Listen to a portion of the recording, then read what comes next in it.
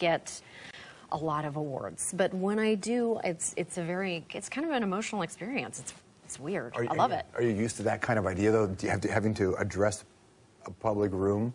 Yeah, I'm a little bit used to that, but I do get very nervous because the people, you know, particularly at an event like this, which has a lot of importance to people, and it's really about mentorship.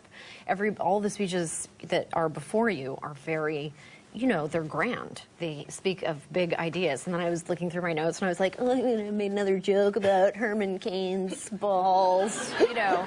So you're just kind of editing as you go. But I think it was fine. What would one's joke about Herman Cain's balls be? Well, actually, it wasn't Herman Cain's balls, but I did make a joke because on the show a little while ago, I made a joke about how Herman Cain's campaign headquarters were now officially located in my genital region. So I was able to get genitals into the event, as well as I do believe Is that a byproduct of the American economy, that real estate's cheaper now, or? Real estate, well, this is expensive real estate. Okay. I don't know about, this is like, yeah. What did you make of the Herman Cain collapse? I was so disappointed. It was so rich and beautiful. I mean, every day was something new. I was really loving it. I realized that his wife was probably not loving it, but I got a kick out of it. I mean, it was incredible. I mean, obviously his whole campaign was to sell his book, but good for him. But that's what it's become, right? Even with Sarah Palin and others, you see, it's become the primaries, the lead up to the primaries. Yes. It's just, oh my God, it's a plug me moment, where people just try to build up their own profile, knowing they can never pass the test to be the leader. Well, it did. I mean, particularly with Herman Cain, I mean, it really did. I mean, everybody knew that he was just trying to sell his book, but at some point in the process, I believe that he started to actually buy his own hype. You know, I mean, it's definitely a dangerous territory to have enablers all around you at all times.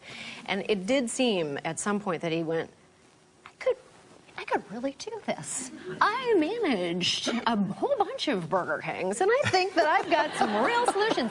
When there were no burgers and the deep fat fryer went down, I solved that problem in like under 15 minutes. I think I can do this. I am a doer. I am a doer. And, you know, he just extrapolated all those wonderful stories from his fast food franchises into the presidency. Oh my God! Think about this, though. How it's impossible to, or how much more difficult it is to satire the news when the news itself is so ridiculous in the first place, and the characters are insane. It's like you just have to turn the camera on really sometimes and just let everybody speak, which is really what John is so good at. Is just finding those amazing moments and remembering. He has, you know, his mind is like a steel trap.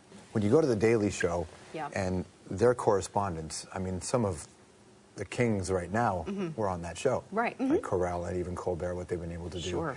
When you first walked into that job. Yes.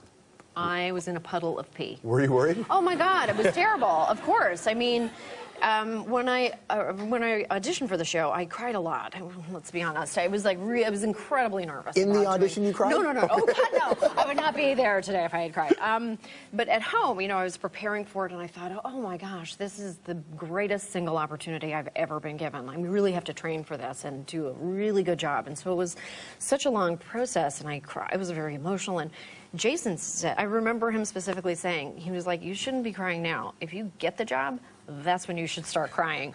And it was true in a way, because it was really tough to have watched the show for years, and then suddenly you're in Stephen Colbert's office and you're just jamming about what you did that day. Like, it just didn't make any sense for a long, long time. It took me a long time to just feel comfortable. When did you say, I belong here?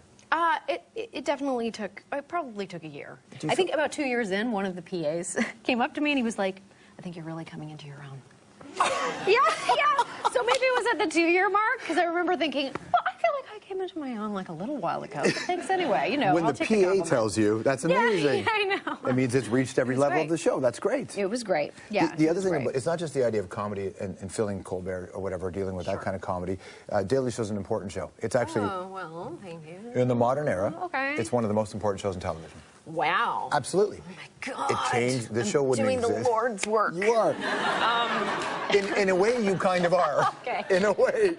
What about the idea of remaining relevant in the way, and when you've done it for long enough, not just doing the same thing you guys have done before? How about that process? You know, it's not the kind of job that you can really feel blasé about, because, you know, we're coming into an election season. We're going to be going to the conventions, and we're all filled with, you know, that combination of excitement and dread that you feel down in your nether regions. Where Herman Cain's campaign headquarters, yeah. Exactly, because at some point you just have to press the gas and go, and you never know what you're going to find. It's always different, so it's exciting.